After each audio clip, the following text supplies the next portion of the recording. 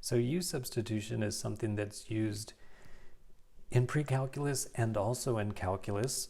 And basically the idea is you take the letter U, you let it equal something more complicated, in this case, the square root of x. And basically that is then going to make our equation look simpler. So if you square both sides of this, then U squared is equal to x. So that means this x can be replaced with U squared. This square root of x can be replaced with U. So that takes the original problem and now makes it U squared minus 7 times U plus 12. And then we could either try to factor it or use the quadratic formula. Quadratic formula will always work. Factoring sometimes works. And I'm thinking it might work because 12, you could rewrite that as 3 times 4. And it just so happens that a 3 and a 4 adds up to 7. So I think I can factor this one.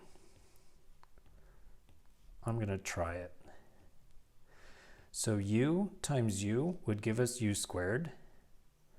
3 times 4, and the order doesn't matter. 3 times 4 is 12. This symbol means the two signs have to be the same, and they have to be the same as this. So this would be negative and negative. And then sure enough, this would be negative 4U. This would be negative 3U, which gives us the negative 7U. So it factored perfectly. And then you can solve for U. I just need a pen first. So U minus 4 equals 0, which means U equals 4.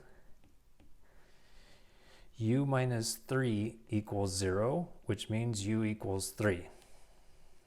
Now the only thing is we do need to go back because the original problem had x in it, so we do have to solve for x.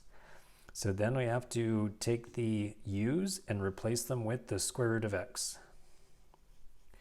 So the square root of x equals 4 and the square root of x equals 3.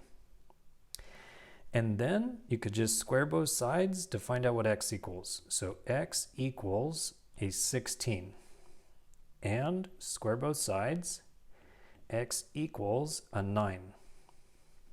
Now before I go and circle those as my final answer, I want to graph the original problem and see if those are the correct answers. And so the correct answers we got were 16 and 9. And then let's see if the graph agrees. So the original problem had x minus 7 and then square root of x plus a 12. And then when does that equal 0? Or in other words, when does it cross the x-axis? So if you look at it like this, there's two places where it crosses the x-axis, and because I have a touch screen, it can easily verify x equals 9 is correct, and x equals 16 is where it's equal to 0. Or if you don't have the touch screen, you can go to the second calculate, and then type in a 9, and then you'll see the little crosshairs are saying the y value equals 0 right there, so that's correct. And then the 16 and the y value equals 0, so that's correct. So actually both of those answers are correct, and they both deserve a nice orange box.